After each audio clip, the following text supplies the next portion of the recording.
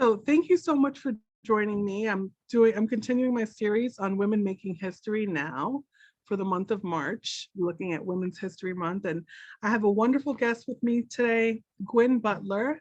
Gwen Butler is an AASECT certified sex therapist, senior adjunct professor, a private practice owner, and a student college counselor. Thank you so much for joining me, Gwen. I really appreciate it. Thank you for having me. It's nice to be here. Terrific. So, how are you making history now? What's your professional contribution looking like these days? I have my hands in a lot of things. It's interesting you ask because, I feel like every day I'm doing something different. I'm making a different contribution. And it's, I know we're thinking about women in history and probably more on a professional level, but my first place, believe it or not, as you just asked the question, went to my children. I think I'm probably making the most impact there. We learn lessons from our parents. We learn what we want to be like and what we don't want to be like. Yes. And this is the opportunity to change that as a parent now. And I have to say that is the first and foremost place that I'm probably making change in the history of my family of women. So let's just start there. There's a lot of changes there. That's a whole session unto itself. But I think professionally, I have to say, I think it's nice to be on the front line of talking about sex education and sexual health and sexuality, particularly as a woman and particularly as a woman of color. We don't see, there are many of us out there, but also not many of us out there. And we're so spread out and not always easy to find. And I have to believe that this is a place where I am part of the history making, part of the breaking ground of places where we can normalize the conversation and talk about the things that we don't dare talk about and remove shame and really talk about those things that have held us bound, in terms of who we are as sexual beings, as sexual women, as sexual female bodies. And that is one place. I did write a book. I forgot to probably mention that. I wrote a book. It's called Indulge. I'm sorry, say it again. What's the title? It's called Indulge. Okay. And it's different ways to connect. It's about female pleasure for the female. It's about self-pleasure for the female body and different ways that we can connect with our bodies using all of our senses. And I wrote it as a way of an unshaming process. And so I have to say, those are the places I believe I'm breaking ground. Counseling center, obviously working with students, college students who are very curious about themselves and others, sexually speaking.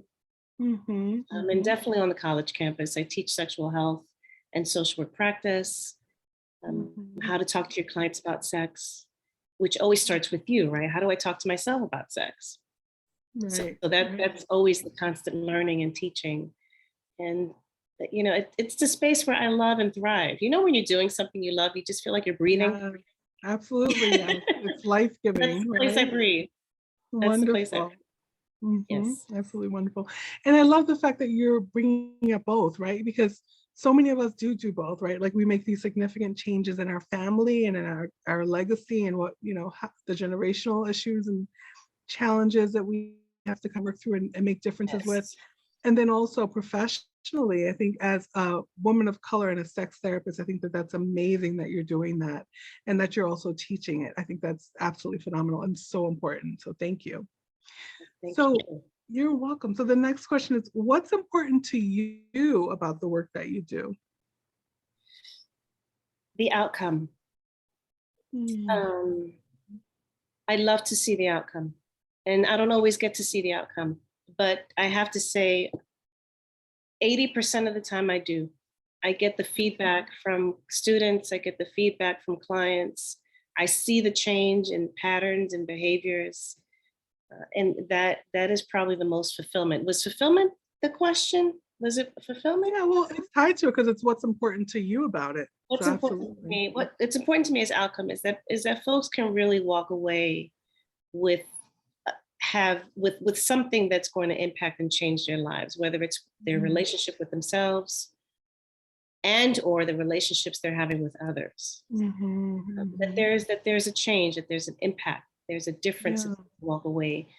I love the word takeaway, and that's my question. What's your takeaway? What can you take away with you? You know, I think, you know, when it comes to attachment and therapists, people don't want to leave their therapist because they feel so attached. And so I like the idea of therapists on your shoulder. What can you take away from these sessions? What can you take away from this class? What can you take away from this workshop? What can you take away from this conversation we're having, this experience? What's your takeaway? Because when you experience something, that's the change agent. That's what helps you move into the next level of growth and development. That's important. Yeah. Personal growth and development, relationship growth. And by that, I don't mean just with the other, it's with the self, that your relationship with yourself is growing and developing constantly. We're changing. We're always changing, aren't we? We're ever changing. Yes, absolutely. Absolutely. And just hearing that, right? Like, so to see a difference with 80% of the people that you're working with, and I think that the way that you frame it, like with that question, what can you take away? Like having that therapist on your shoulder, where's, like, how can you continue that growth outside of session? I think that's so important. So kudos to you and thank you. It's amazing. How do you feel your work has helped others? I believe I have opened the eyes of many people who were blinded by their own stuff or in denial of their own stuff, struggling with their own things. And that, I believe, is it impacts me the greatest when I can see people see. There's a moment in therapy, there's a moment in counseling, there's a moment in the room when you're giving a talk where you can see the opening. You can see the, oh wow, I just got it. Or now I'm understanding. Or wow, now I see. It's, I don't know if it's energetic, I don't know if it's physical, whatever it is, it's a beautiful thing to witness. And that is something that I constantly aim for. I want, even in myself, I know when my brain has opened up a little bit more, when I've had that synapse and I go, oh my goodness. I call myself a geek in certain areas because I love that feeling of growth. And when I see it in others, that is such a driving force for me to just continue to do the work and say things and address the issues, have the difficult conversations. It's hard and worth it in the end, isn't it?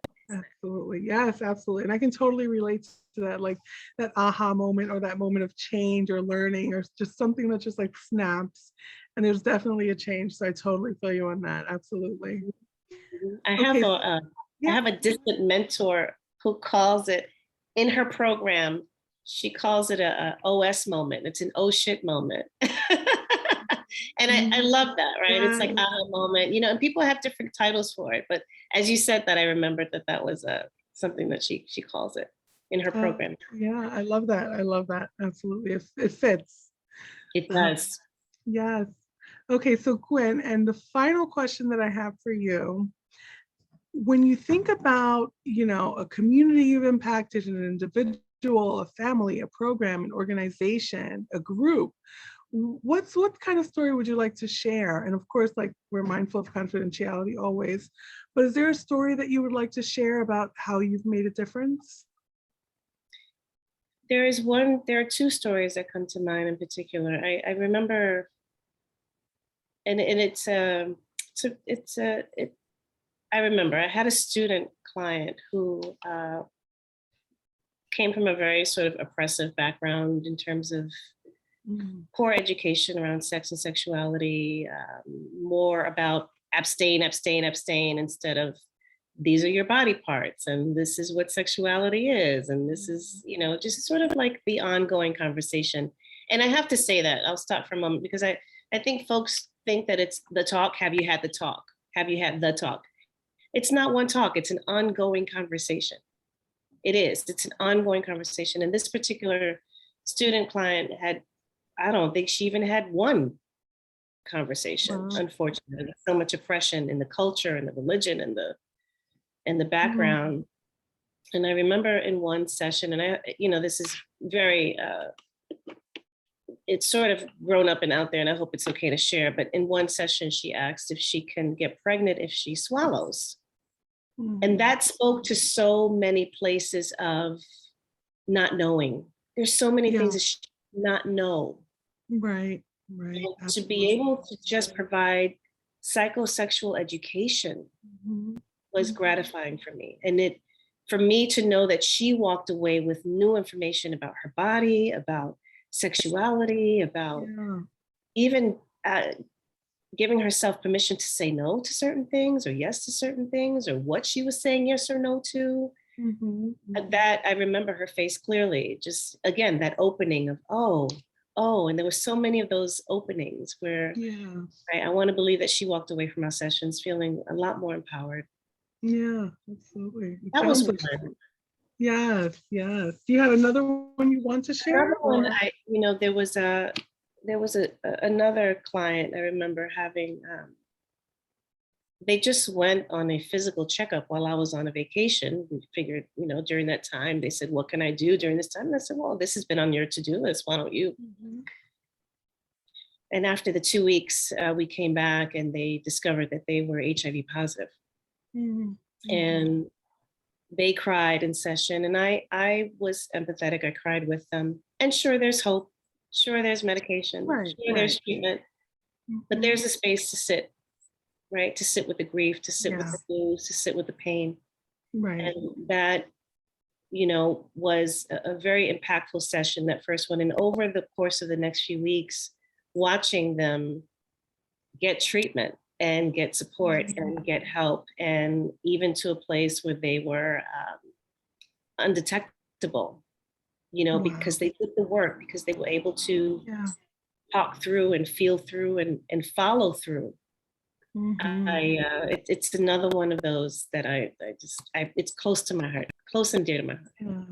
That's absolutely terrific. That sounds absolutely amazing. I can hear the difference that you're making, and it sounds tremendous. So thank you for that.